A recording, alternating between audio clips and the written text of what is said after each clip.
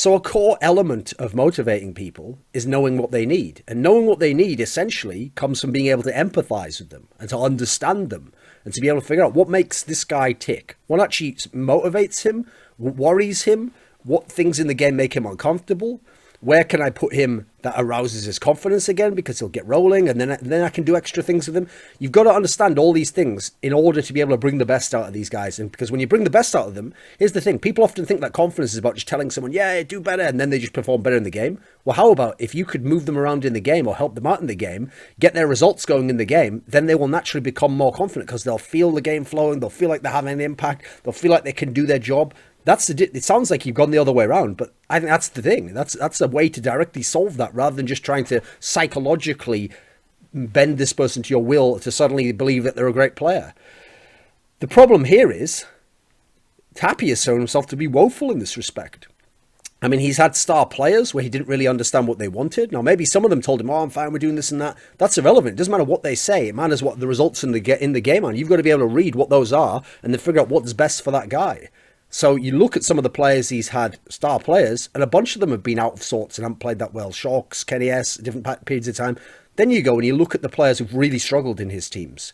So Kiyashima literally had to be kicked. He could not be brought out of that hole where he just had given up completely, didn't know his role in the team.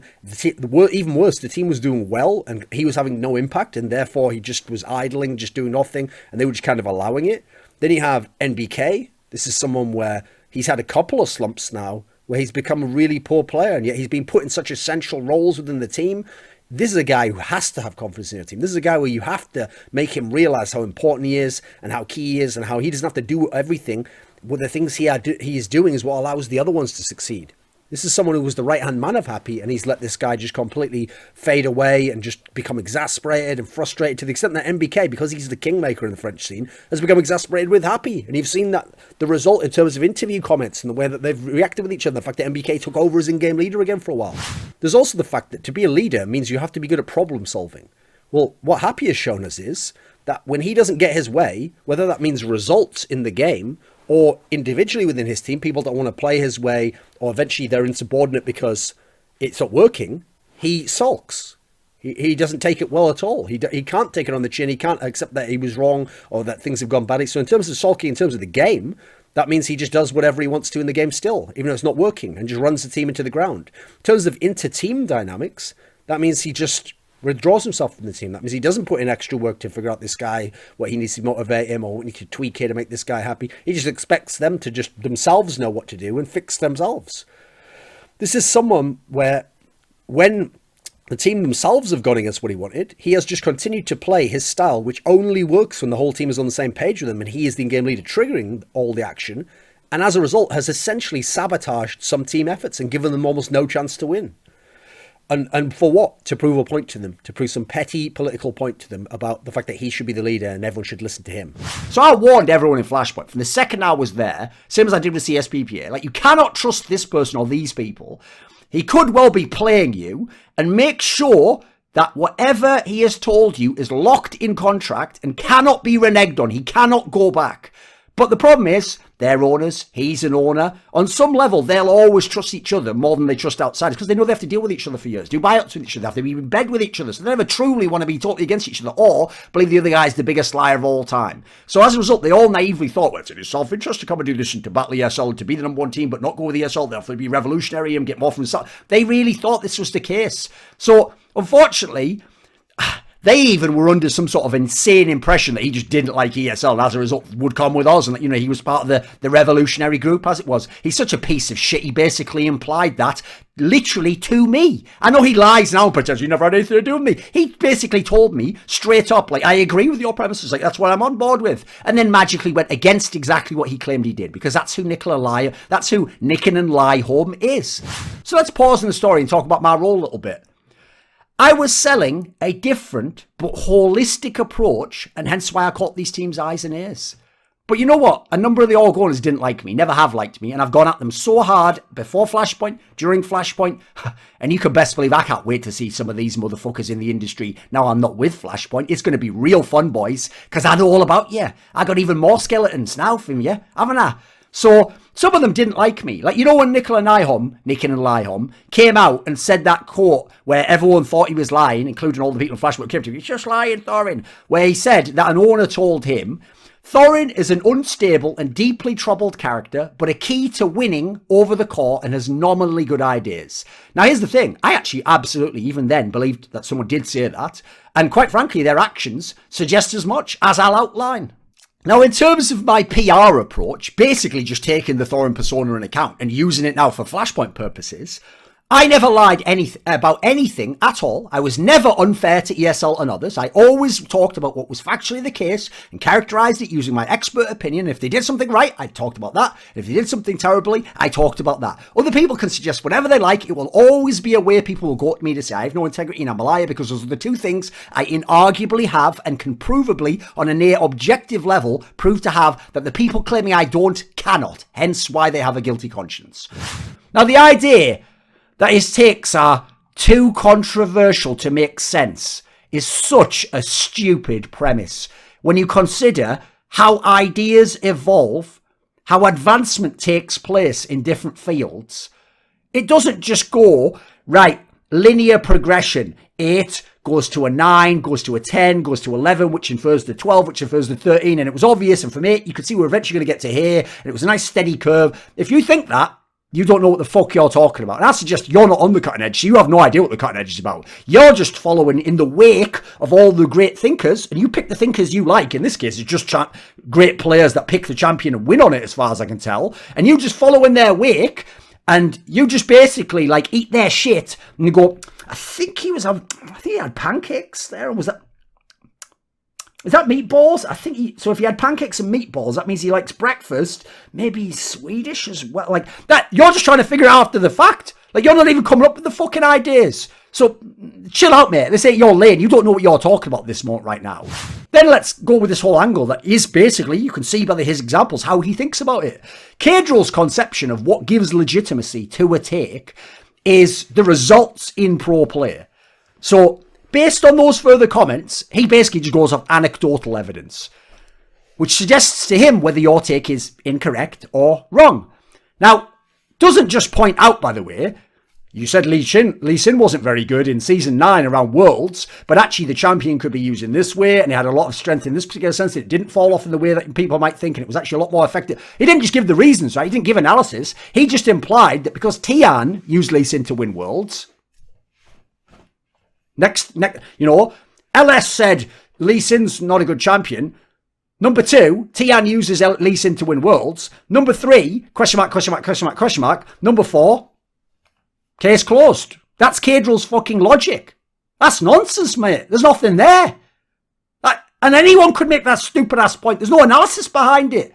Don't just point out the fucking, like, the fact that something happened. Why did it happen, Caedrel? So now he's not in Fnatic anymore. Ooh, what could be the issues there? Well, let's get into it, right? Now he's not in Fnatic. We can go deep. I can even reveal some things some of the Fnatic teammates told me. So his attitude was one of the biggest things that held this guy back. We're not starting with skill set. No, he had good skills. Attitude. So he had teammate issues across the board. I've heard of many different players who had their issues, like minorly, or why doesn't he play as champion, or when he does play a champion, he doesn't try.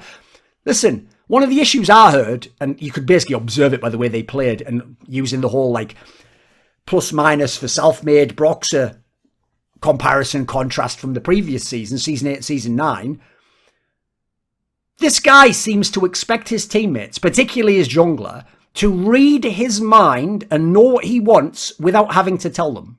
Now, listen, there's a degree to which, if you are the absolute best at your role, that can make sense. Like, if you're in the best team with the best talent, you're the best at your role, you can sort of say to the other guy, like Forgiven used to say to his junglers, it's not my job to teach you how to play jungle, mate. You should know how to play jungle. And then, listen, I'll call things from our lane and the interactions, but you fucking figure it out yourself, mate. Not least because jungle, as Dom always says, it's a role that has to be able to say no. You have to be proactive. Like, this actually reminds me of an interesting interview on this topic by Graham Souness, the great Liverpool player from the 70s and 80s, where when he came into Liverpool, he basically asked like a coach, well, how do you want me to play? And the guy was like, we brought you here to know how to play. Like, just fucking do your job. But my point is that somebody who's one of the best players and one of the best teams, one of the best coaches, that guy's not going to teach the fucking ABCs of it. Why Nemesis needed that? I mean, that shows already the flaws. He shouldn't have been in a team like this to begin his career for my money. I think those top teams, I know Fnatic does it potentially to save money, they're massively gambling bringing in rookie talent like that.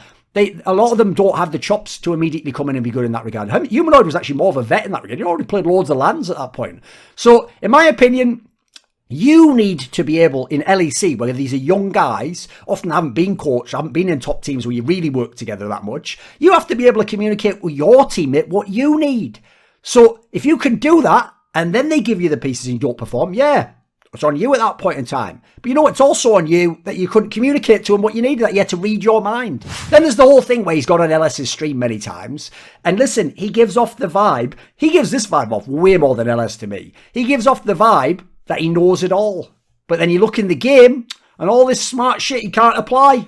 I'm not talking about solo queue. I'm talking about when he plays in the LEC. And I've heard from teammates, he's just too stubborn. He's just a guy where if he has it set in his mind that it's done this way, or that you play this champion a certain way, it doesn't fucking matter what you say to him, doesn't matter what discussions, doesn't matter what the coaches say, he's just going to do that. Even worse, when you ask him to play selfless, like not to get his champion, not to have comfort, not to have protection in his lane, I've heard that he's just really bad at playing in a constructive manner in that regard, that essentially you can make him play the champion or ask him to, and he might feel obliged to, but then he'll just sort of half-arse it, he'll sort of sabotage you a bit. And he'll also basically, instead of just being like, right, well, how do I get through to my jungler to work in this way, he'll just sort of be like, my jungler doesn't know how to play like that, or that champion, or play around what I'm doing here, so yeah, whatever, just can't work, let's not pick that.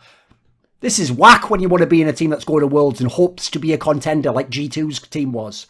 The whole point of the best journalists is they don't go forward to the info unless they know it is correct, unless they know that is what is happening. And so even when they're wrong, that's why you won't see them admit it, because they very rarely actually are wrong. Maybe something did change in the deal. Maybe someone did actually come in last second and pounce and keep him with a bigger offer or sign him for a different one. They can say, even if the player comes out, players lie, teams lie, they can say to them, no, you're lying. I know this is legit. I verified it with my sources. I use journalistic procedures and protocols. Therefore, I can stand on this. You'll see these guys don't. They instantly cave because they know they're full of shit. That's the worst thing. It's not that they're harmless and just fools and just using any old info that they can traffic in as little nobodies when they start out. No, they know they don't know what they're talking about. There's just a rumor from this person to this person to this person, from a manager, from a player, and they're just treating these like they're gold, these sources. They don't have to be verified. So I hate this because it's not real journalism.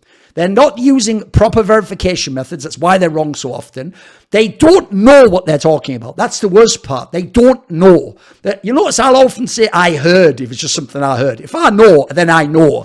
Later on, I've got to bang a story about Wooloo and a report he did about someone joining Excel, which you'll find out was bollocks, but amazingly comes true later, but he cannot have known that because it wasn't true when he reported it. And so as a result, he actually accidentally got one right. But that's interesting when you see how he frames wrong and right throughout his history.